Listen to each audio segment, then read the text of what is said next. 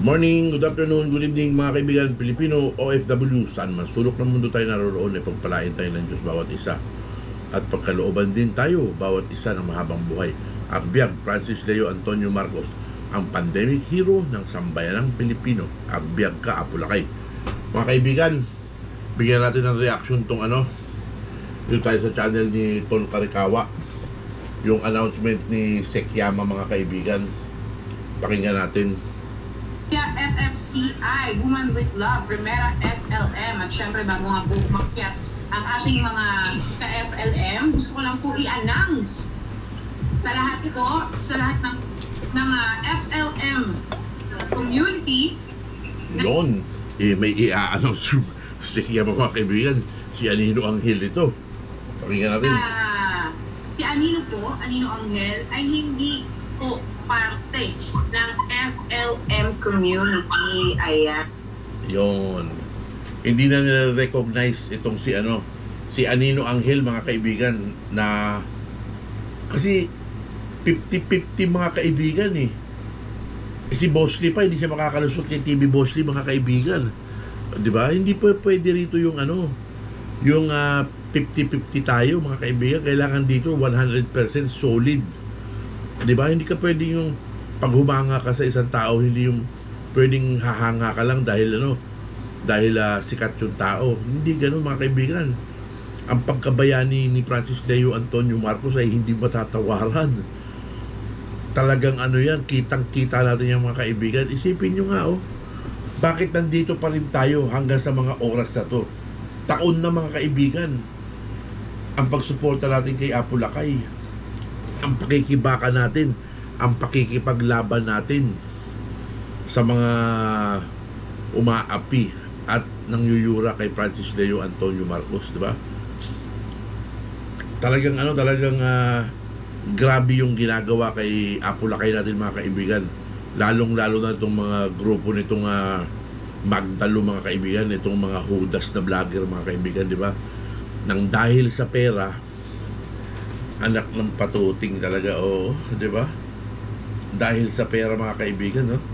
Isipin nyo, si Jokla mga kaibigan nagsalita ng ang tunay daw na pandemic hero si Lawlaw daw mga kaibigan. Anak ng patuting. Pwede pa naman yun, di ba?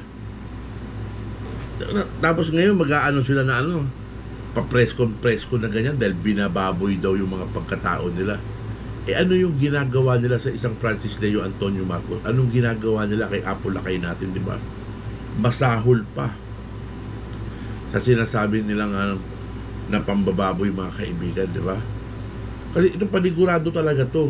Merong kinalaman ito talaga, demolition part 2 ito mga kaibigan, di ba? Kasi malapit na yung 2022.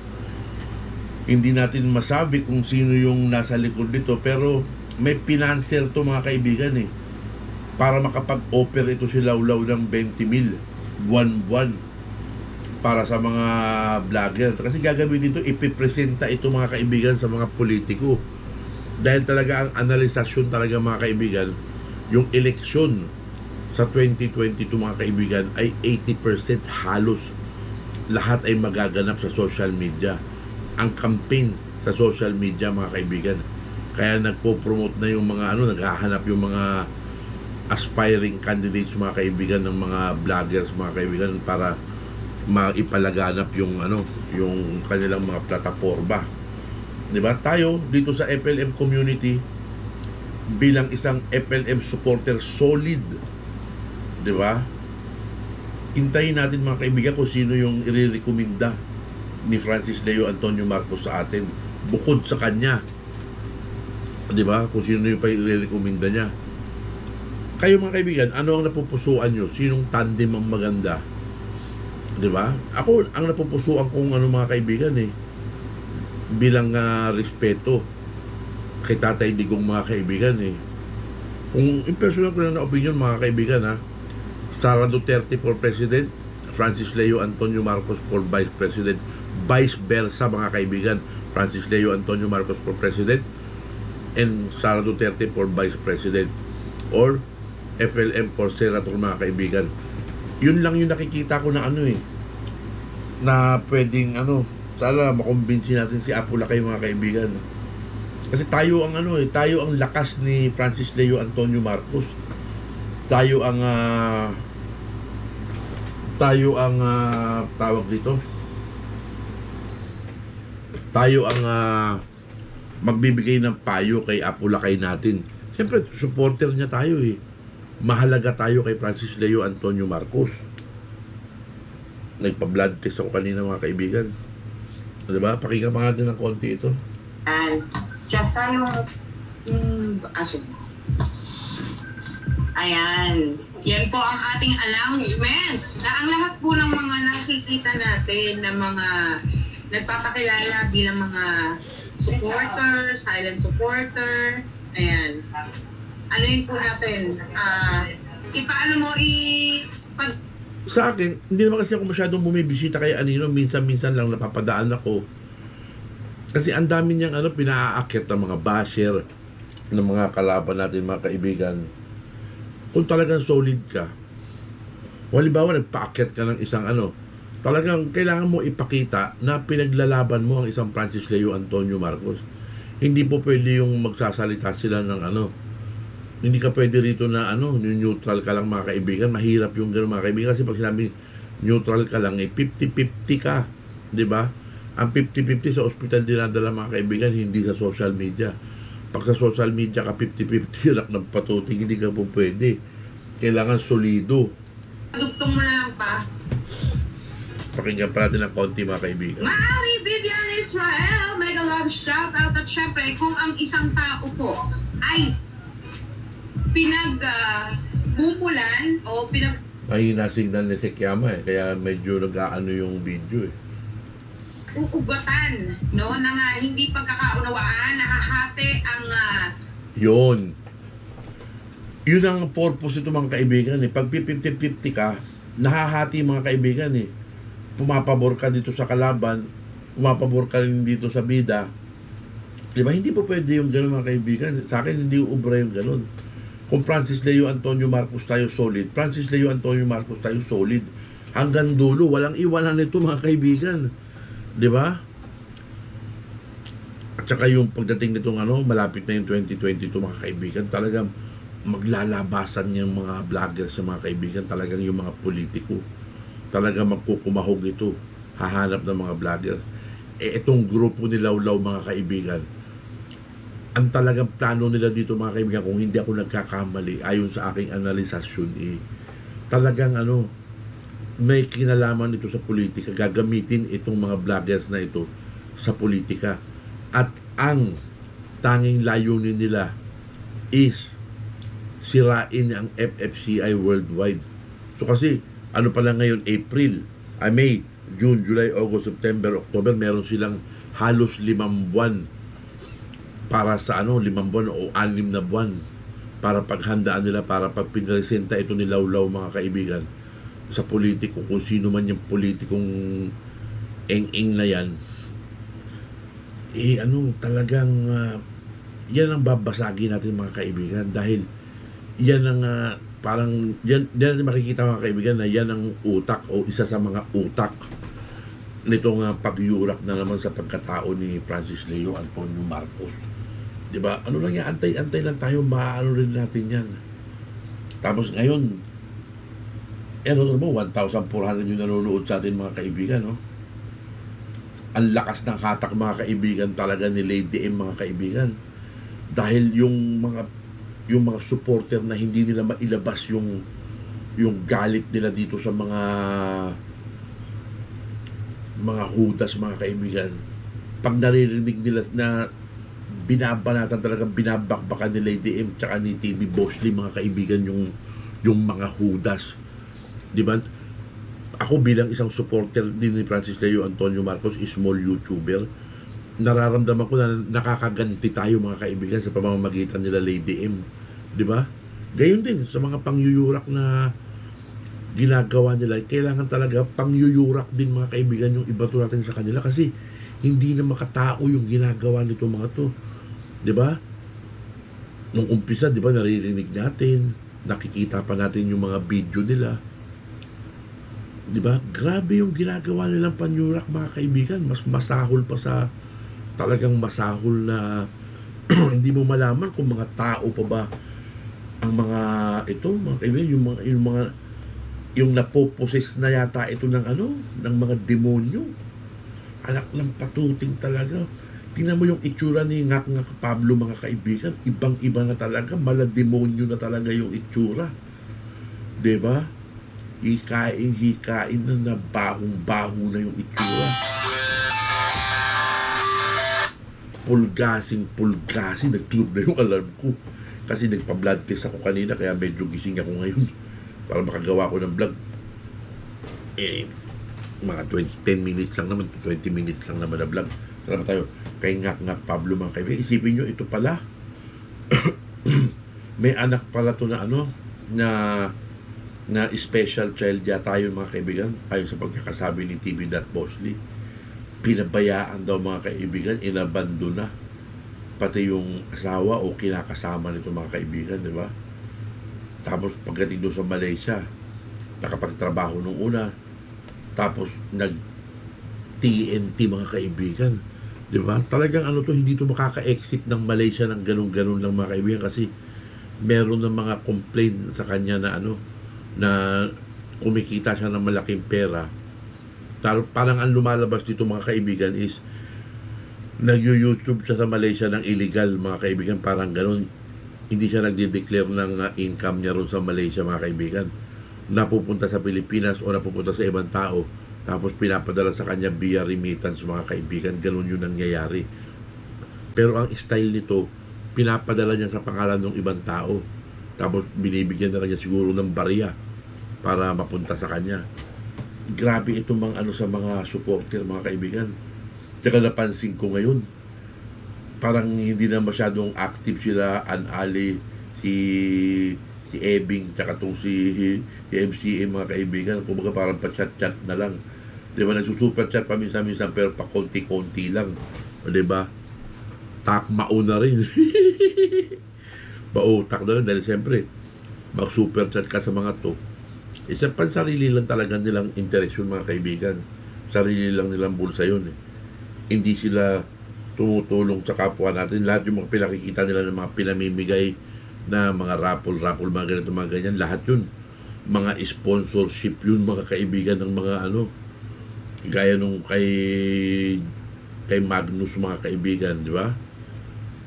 Grabe ito mang lait, mga kaibigan. Ang sarap talagang bigwasan ng ano, ng pagmumukha, mga kaibigan, di ba? Kung magtanggol ito dating mga to, wagas, di ba? Nang dahil sa pera. Ang tingin nila ngayon kay Lawlaw, parang ano, parang Reyna ang tingin nila kay Lawlaw, mga kaibigan. Ano kaya na ipangako nito ni Lawlaw, mga kaibigan, ano? Dahil sa pera, dahil sa pangako, dahil sa ganito, ganyan, nakumbinsi niya itong mga ano, itong mga vlogger na to, at sa konting pera, lampatuting. Ako, hindi ko kaya yung ganun, mga kaibigan. Magdidil-dil na lang ako ng asin kesa mag-tridor ako sa ating bayaning si Francis Leo Antonio Marcos, di ba?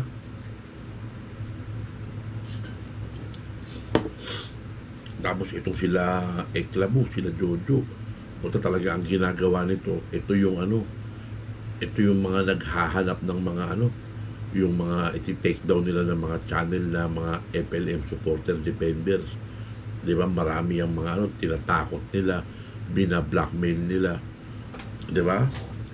Hindi nila ako kaya, mga kaibigan, i-blackmail lang ganyan. Hindi nila ako kaya na ano, anak ng patuting sila.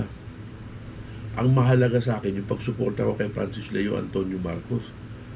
Hindi itong YouTube channel, mga kaibigan. Kasi YouTube channel, madaling gawin yan, mga kaibigan, eh.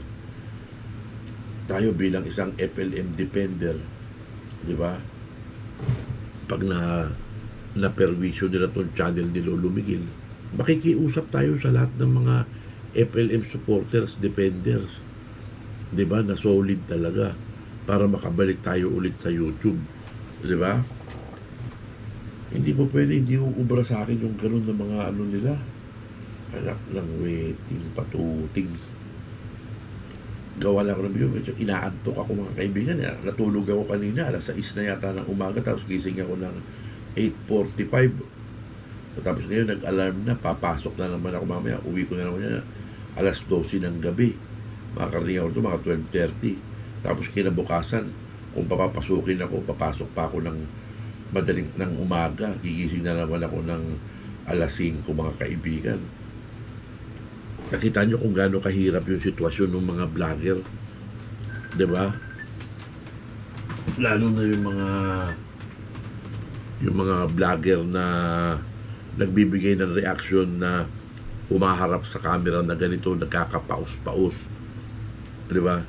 Hindi ko kasi kaya mga kaibigan yung yung mag-re-upload lang mga kaibigan, hindi ko linya yun.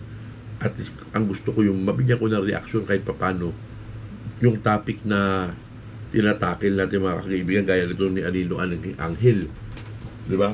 FLM family, kung ang isang tao, ang isang bahay, isang YouTube channel ay nagiging sanhi, no, ng pagkakaroon ng kaguluhan ng pag-iisip ng mga FLM family, kailangan po natin yung wakasan. Yun talaga totoo yung mga kaibigan, nagkakaroon talaga ng kasi kay Anino Anghel mga kaibigan, kasi nag-ano siya ng FLM, so pumupunta sa kanya yung mga FLM supporter. Tapos ang nakikita ng mga FLM supporter, may mga kalaban na mga umaakyat. Tapos na-discover pa ni Boss Lee na sa Facebook na merong ano-ano pa to sa mga kandidato mga kaibigan na o di ba? Siyempre 50-50 mga kaibigan, kailangan dadalahin mo dito si Francis Leo Antonio Marcos siya ang pandemic hero natin, siya ang bida natin dito sa FLM community. Kumbaga si Francis Leo Antonio Marcos ang tumatayo nating ama dito sa FLM FFCI worldwide, di ba? Yun ang real talk dyan. Kailangan po natin ng putulin para po hindi po mas lalong lumala pa, di ba? Hanggat maliit pa po yung problema, kailangan sinusolusyonan na po natin. Talagang ganun po, di ba? Kung ating babalikan, sila Anino, sila Inday, sila po ay hindi naman po talaga parte ng FLM community. Yun nga, hindi nga sila talaga parte ng FLM community, pero dahil sa pinatawad sila ni Apo Lakay natin, so independently nagbablog sila, nagpapa-impress sila sa mga FLM supporters. So yung mga FLM supporters pumupunta sa kanila kasi FLM ang tawag nila, idol ang tawag nila, di ba? Tapos magkakaroon ng mga ganitong issue, hindi po pwede nga talaga naman. Community, sila po ay dating mga basher na pinatawad po ng ating pandemic hero. Isa pa yun mga kaibigan, yung kababaang loob ni Apo Lakay natin. Talagang wala akong masabi, talagang mababaan loob, mabilis magpatawad, di ba? Pero hindi para dito sa mga hudas na mga vlogger at mga kaibigan. Lahat ng tumawag sa kanya ng ibang pangalan mga kaibigan at yumurak sa kanyang pagkatao, hindi basta-basta ito mapapatawad mga kaibigan. Kung para sa akin lang na kumbaga, they have to face the consequences of their actions. Ganun ko na lang sasabihin mga kaibigan.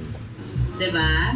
So kaya po tayo nag-a-announce ngayon na sila po ay hindi po parte ng FLM community para po ipagbigay alam po sa lahat po ng ating mga kapamilya.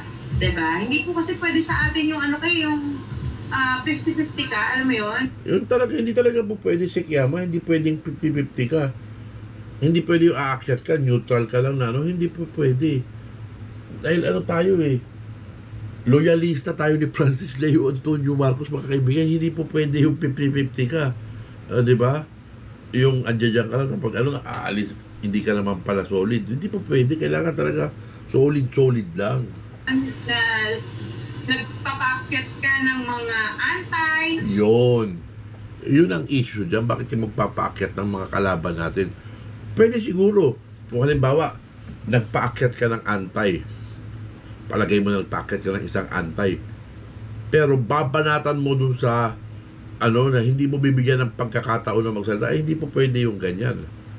ganito, ganyan. O, diba? Talagang ipakikita mo na pinaglalaban mo si Apo Lakay natin. Ganun po pwede pa yun para sa akin.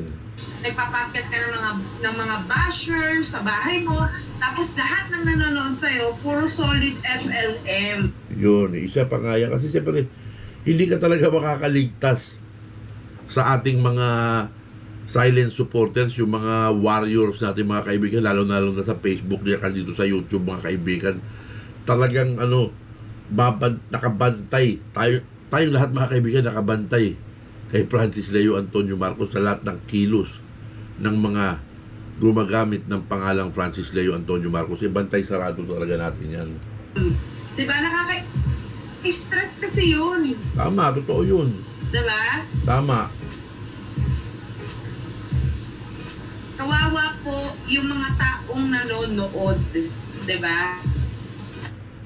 Exactly. At sino po ba ang mahal talaga dito sa atin, di ba?